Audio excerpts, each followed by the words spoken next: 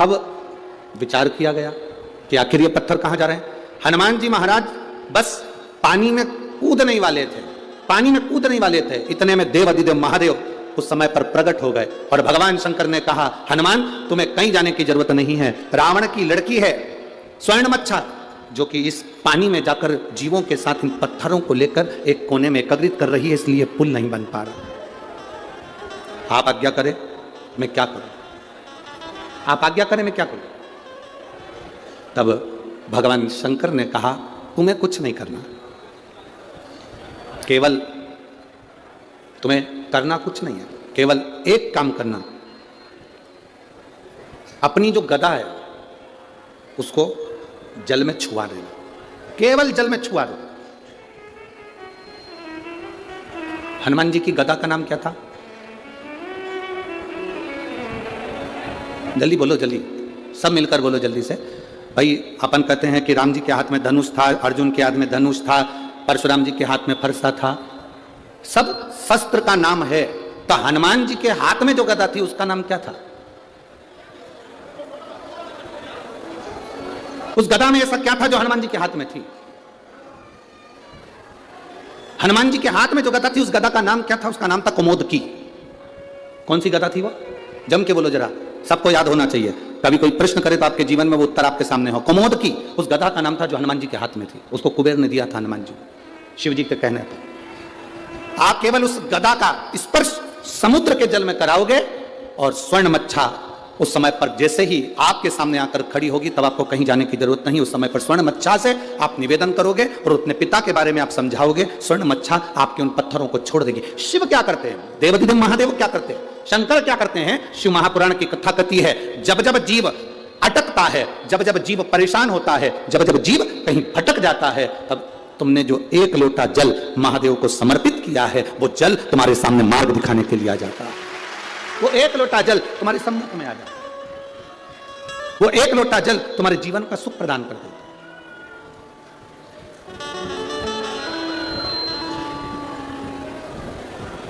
महाराज कल अपन ने कथा में श्रवण करा था, भगवान शंकर भगवान की धर्मपत्नी माता सती दक्ष प्रजापति के यज्ञ में जाती हैं और उनका शरीर उस यज्ञ की अग्नि में कूद कर उन्होंने अपने प्राणों को त्याग दिया था। सती मैया का शरीर यज्ञ की अग्नि में चले गया था और सती का जो अगला जन्म हुआ था वो कोयल का हुआ।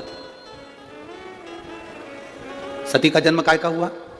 जम के बोलो जरा, जम के बोलो। कोयल का जन्म हुआ। पार्वती तो बाद में बनी माता सती, पहले माता सती को कोयल बनना पड़ा था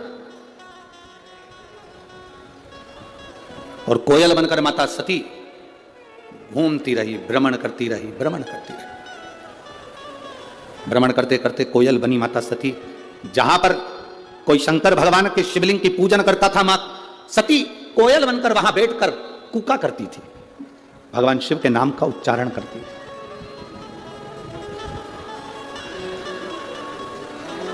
अब किसी ने एक प्रश्न किया, गुरुजी भगवान शंकर की पत्नी थी माता सती, तो उनको कोयल तो बनना नहीं था, वो कोयल क्यों बनी? शिव महापुराण की कथा कहती है, जब दक्ष प्रजापति यज्ञ कर रहे थे, अगर सती को प्राण त्यागना था तो कहीं दूसरी जगह जाकर त्यागती चल जाता, पर सती ने प्राणों को त्यागा तो उस यज्ञ की कुंड की अग्नि में त्यागा। कोई साधु, कोई सन्यासी, कोई तपस्वी, कोई साधक, कोई उपासक, कोई संत, कोई ब्राह्मण, कोई गृहस्थी भी अगर कोई अच्छा कार्य कर रहा है, कोई तुम्हारे नगर में, तुम्हारे गांव में, तुम्हारे क्षेत्र में, तुम्हारे इस परिवार में कोई अच्छा काम कर रहा है, उसमें कभी अड़चन मत डालो। अगर अड़चन डालते हो तो अड़चन डालने वाला एक ना एक दिन पक्षी का जन्म पाता है, पक्षी का जन्म उसको लेना ही पड़ता है।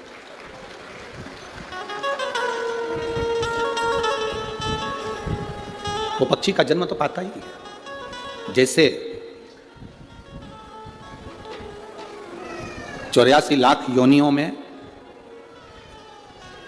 20 लाख योनि पेड़ पौधे की है, 84 लाख योनियों में 20 लाख योनि पेड़ पौधे की है, 20 लाख। अब वो 20 लाख योनि पेड़ पौधे की मिली, क्यों मिली? उसका कारण क्या था? किस कारण से मिली? केवल एक कारण था पेड़ पौधे की योनि पाने का, कि आप अपने आसपास में जितने वृक्ष लगे रहते हैं, जितने पेड़ पौधे लगे रहते हैं, जितने वृक्ष लगे रहते हैं, उन वृक्षों को आप काटते हो, तोड़ते हो, बेकार कर देते हो, तो वो वनस्पति का जो देवता है वो भी आपको वृक्ष बनने का, पौधा बनने का श्राप देता है। हमने एक बात पहले भी कथा में कही, अगर यहाँ भिंड की जीजियों ने सुनी होगी तो उनके स्मरण में होगा। बेलपत्री का पत्ता बेलपत्री के वृक्ष से तोड़ लो, उतार लो, मना नहीं है। तुलसी का दल तुलसी के पौधे से उतार लो, मना नहीं है। पीपल का पत्ता पीपल के वृक्ष से उतार लो, मना नहीं है। आंवले का पत्ता आंवले का फल वृक्ष से उतार लो, मना नहीं है। पर इतना शिव महापुराण की कथा कहती है कि बेलपत्री का वृक्ष की डाली नहीं टूटना चाहिए, आंवले के वृक्ष की डाली नहीं टूटना चाहिए, तुलसी के पौधे की डाली नहीं टूटना चाहिए। ये डाली अगर टूटती है तो जीव कितना भी दान करा हो, कितना भी पुण्य करा हो, कितना भी सत्कर्म करा हो, वो सब व्यर्थ चले जाता है, उसका कोई फल नहीं मिलता। आपको अगर बेलपत्र की जरूरत है, आप बेलपत्र लिए और बेलपत्र की आपको जरूरत है, आप डाली में से बेलपत्र तोड़ो ना। डाली क्यों तोड़ना? आप उस बेलपत्र का प्रयोग करो। शंभु शरणे पड़ी मांगू घड़ी रे घड़ी, दुख काटो दया करी ने दर्शन। आपको जरूरत है, आप ले बेलपत्री का पत्ता। एक बेलपत्री के पत्ते में क्या औषधि है, जिस दिन आप जान जाओगे उस दिन बेलपत्री के पेड़ को कभी नहीं तोड़ोगे। हां, बेलपत्री का वृक्ष सूख गया, हरा नहीं रहा, पत्ते नहीं है, हरापन नहीं है, पूरा सूख गया। बेलपत्री के वृक्ष को बजाकर देखो, पूर्ण तरह से अगर सूख गया है, तब उसकी जो जड़ निकाली तुमने, उस जड़ को निकालकर इधर उधर फेंकना नहीं, उसका चंदन बनाकर एक मुठिया बनाकर तैयार रखो। और जब तुम्हारे जीवन में तुम्हें लगे कि हरे वृक्ष को नहीं काटना, हरे वृक्ष को बेकार नहीं करना, जो बेलपत्री का वृक्ष सूख गया हो, जो पत्ती नहीं आ रही, फल नहीं आ रहा है, पूरा सूख गया, उसको तुमने बजाकर देख लिया कि बेलपत्री का वृक्ष पूर्ण तरह से सूख चुका है, ये किसी काम का नहीं रहे, थोड़े समय के बाद लोग इसे काट लेंगे, उसमें पत्ती नहीं आती, फल नहीं आता, पूरा सूख गया है, उसमें ना पत्ती है ना फल है, अड़भंगा है, बिल्कुल खाली। उस बेलपत्री के वृक्ष की जड़ को, उस तने को, उसको निकाल लो और उसकी एक अच्छी मुठिया बनाकर तैयार रखो।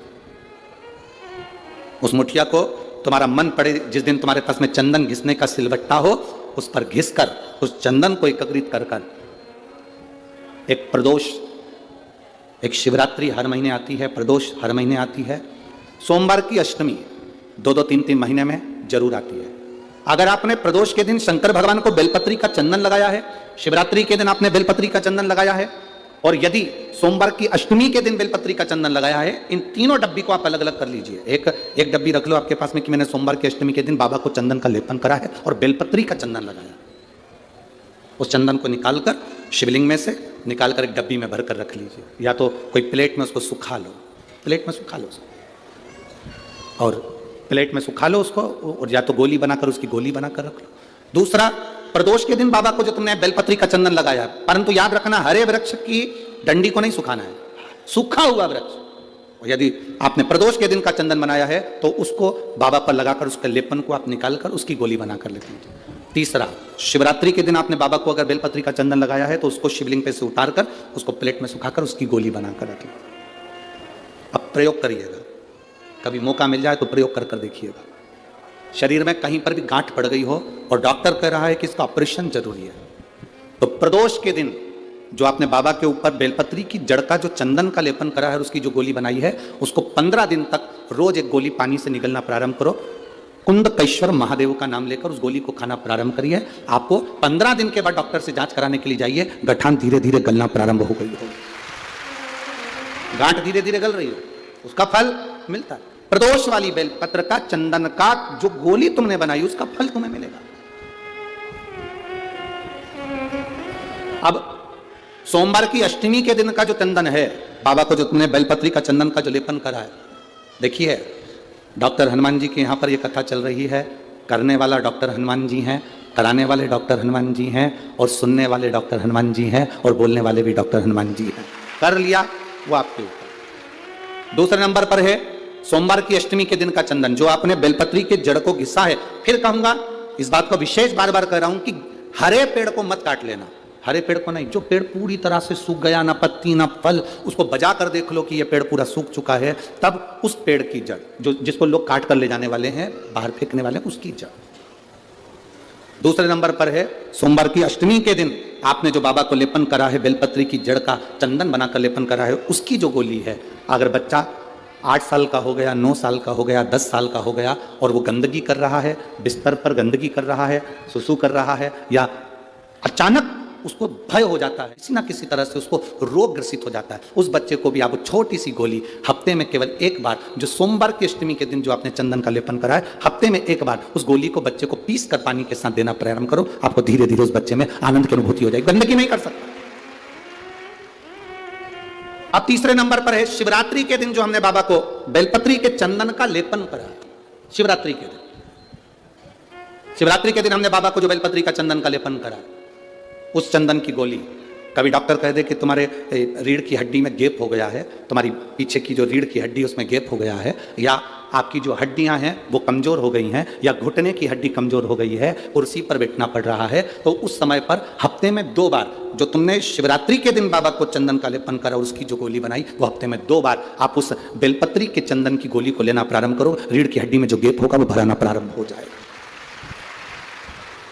शिव तत्व है। हमने गोली का क्यों बोला? हम बोल रहे थे कि चंदन को तुम बस ऐसे चाट लो, पर गोली इसलिए कि वो सूख जाएगी, तो वो आपके काम में आराम से आ सकती है। सूखने चंदन का ले,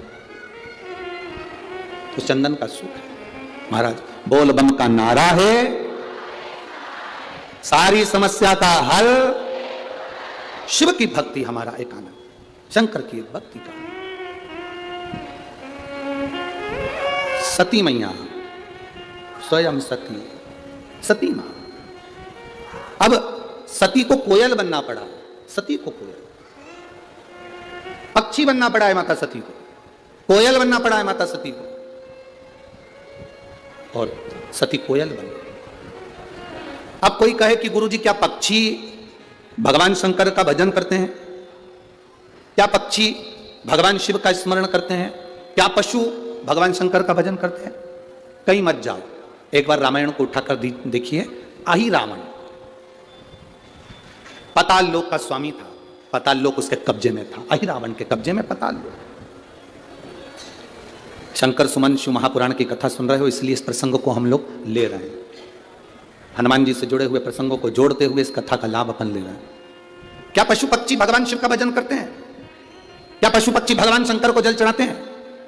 क्या पशु पक्षी भगवान शंकर का गुणगान करते हैं? क्या पशु पक्षी भगवान शिव की स्तुति करते हैं? कोई एक देवता का नाम बता दो जिस देवता का नाम पशु से जुड़ा हुआ हो। केवल एक ही देव है, वो देव अधिदेव महादेव है, जिसको पशुपति नाथ कहा जाता है, जो पशुओं का भी देवता है, जिसको पशुपति नाथ कहते हैं, जो पशुओं का भी देवता, पशुओं का।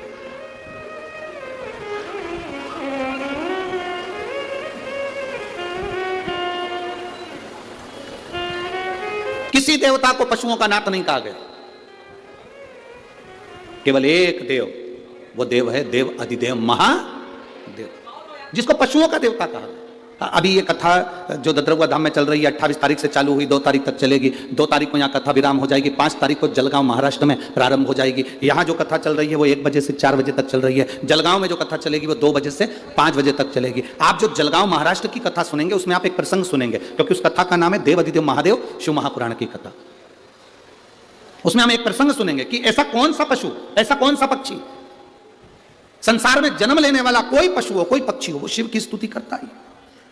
इसका प्रमाण कहां है? तो हमारे यहाँ की रामचरितमानस में, हमारे संवादों में मिलता है इसका प्रमाण। अहिरावण पाताल लोक का स्वामी, अहिरावण पाताल लोक में रहता है, और पाताल लोक में शंकर और देवी का उपासक है, माता रानी का उपासक, शिव का उपासक है, शंकर और पार्वती का उपासक है अहिरावण। उसने पाताल में जल के अंदर एक शिवलिंग का निर्माण कर रखा है। पाताल में एक शिवलिंग का निर्माण कर रखा है, जिस शिवलिंग की वो स्तुति करता है।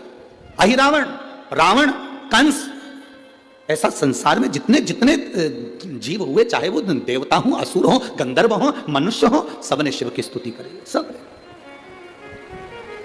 अहिरावण शंकर के शिवलिंग की पूजन कर रहा है, शिव के शिवलिंग की स्तुति कर रहा है। अब शंकर भगवान को वो जल चढ़ाता, दूध चढ़ाता, पूजन करता, अभिषेक करता, उठकर जाता, उठकर जाने के बाद अहिरावण के उस पाताल लोक में एक मछली बड़ी सी आती और वो मछली शिवलिंग के आसपास भ्रमण करती। शिवलिंग के आसपास मछली भ्रमण कर रही।